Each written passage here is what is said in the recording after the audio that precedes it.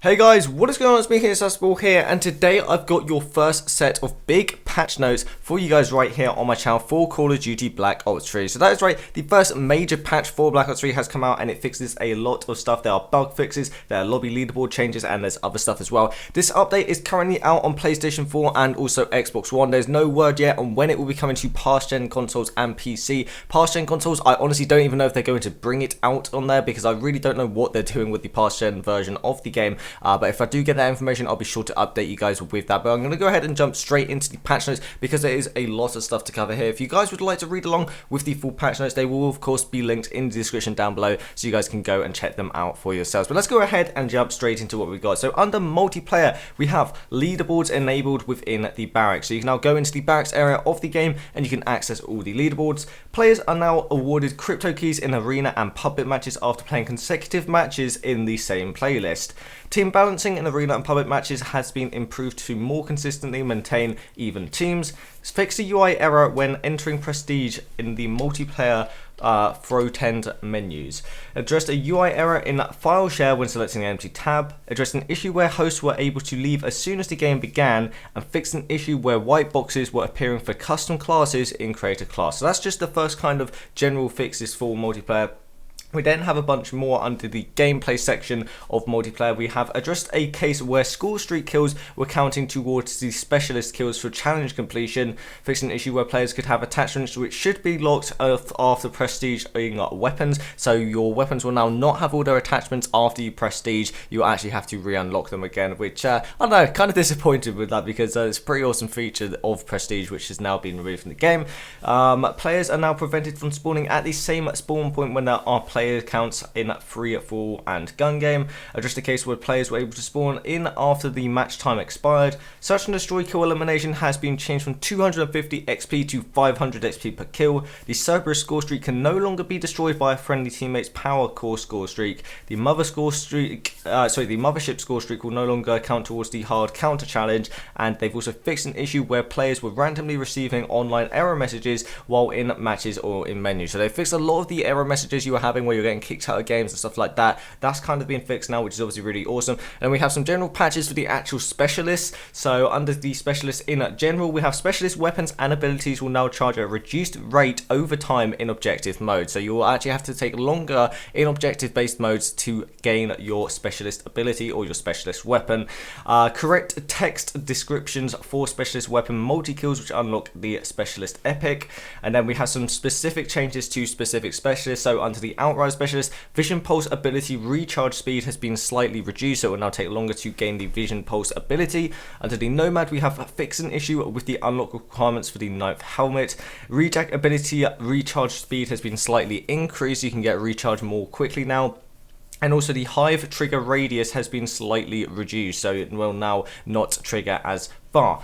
Under the Reaper specialist, we have the Scythe has had its ammo reduced from 200 to 160, so you'll not be able to use it for as long, which is obviously pretty damn cool. The Scythe, I'd say, is kind of powerful, but you know, they're all kind of balanced, the specialist weapons, so they have kind of sorted that out a little bit by reducing the amount of ammo they can have. And then under the Firebreak specialist, which is the last specialist in the game, they have changed the Heatwave ability, so the recharge speed has been slightly increased, so you'll now get that ability much more quickly. We then have some weapon fixes, so in general, the long shot distance settings have been updated for each weapon class. They fixed an issue where some damage from shotguns was getting reduced when the long barrel attachment was equipped. They fixed launchers not earning weapon XP for destroying vehicles.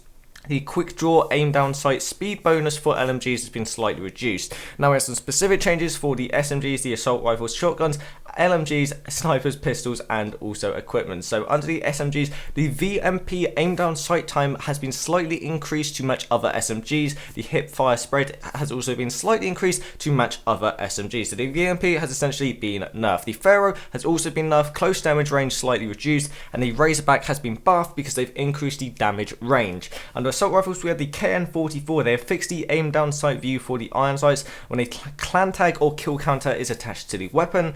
The XR2 hip fire spread has been increased to match other assault rifles, and they've also made a minor tweak to the fire rate.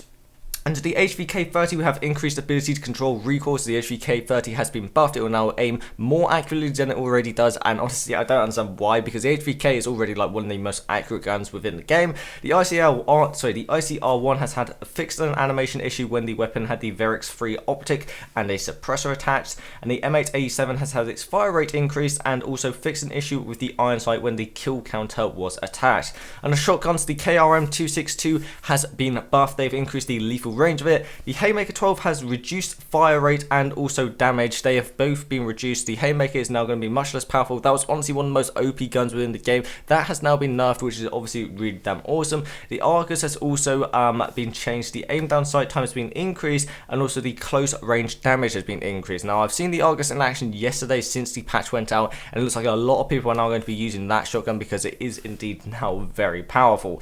Under LMGs, the BRM has had its aim down sight speed slightly reduced.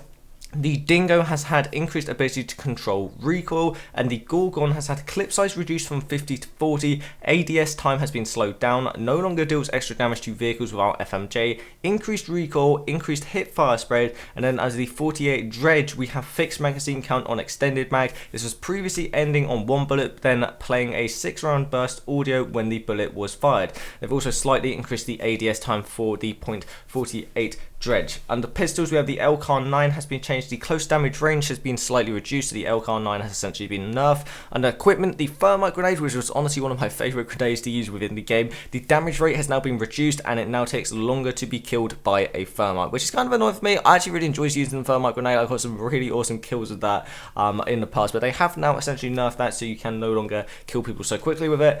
Under the arena mode, we have players now prevented from joining a post-match lobby. All banned items are now correctly being restricted while in game. Under challenges, we have addressed issues with hard counter, actionable intel, anti-up, fast earner, bypass security, hard counter, destroyer, defender, assault, steady aim, and focus challenges. These should now unlock and track progress correctly. So some of the challenges were obviously messing up. They've now fixed that, so they should all work correctly. And the medals, we have medals will all display in their respective sorted category in the medal section of the barracks. They fixed an issue for the tag and bag, surprise attack, GR unit kill, and silent killer medals not populating in the barracks. They've also fixed issues with the You're Done and Shutdown medals. These will now be awarded correctly, and the Extremis Secure Point medal displayed in the medal section has also been removed. We then have some map changes. So the Exodus map, they fixed an exploit where players were able to mantle into an unintended area of one of the buildings. Under the map Fringe, they fixed an issue where players were able to mantle into an unplayable space in Fringe. And then on Nuketown, they've had quite a few changes. So they've addressed an exploit spot involving a wall on one of the buildings. They've improved the Cerberus Score Street pathing on the second floor of the houses. They've addressed an issue where players were able to stand outside the map boundaries. Players are no longer able to shoot through a wall on the second floor of one of the buildings. They fixed an exploit where the users were able to stand on a ledge under one of the second floor windows. Players can no longer wedge themselves in between a tower and one of the high walls. They fixed an issue with dead player models outside white fenced area. The safeguard robot will no longer get struck outside the north garage when attempting to path towards the north goal. They fixed two exploits where the player could see into the spawns as well as shoot players through glass.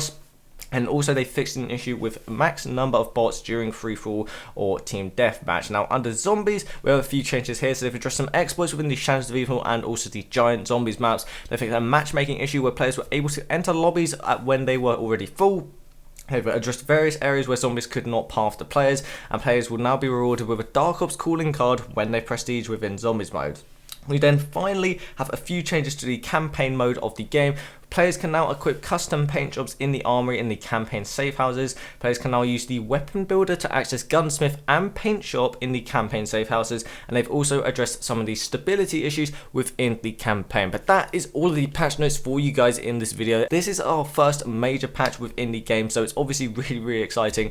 But if you guys would like to see the full patch notes for yourself, so you can go ahead and read them for yourself, they will be linked in the description down below, so you guys can go ahead and check them out. But for now, thank you guys so much for watching. I really hope you have enjoyed this video. If you have, please sure to leave a like. It would greatly help me out. But thanks so much for watching. I hope you guys have enjoyed, and I'll catch you on another video.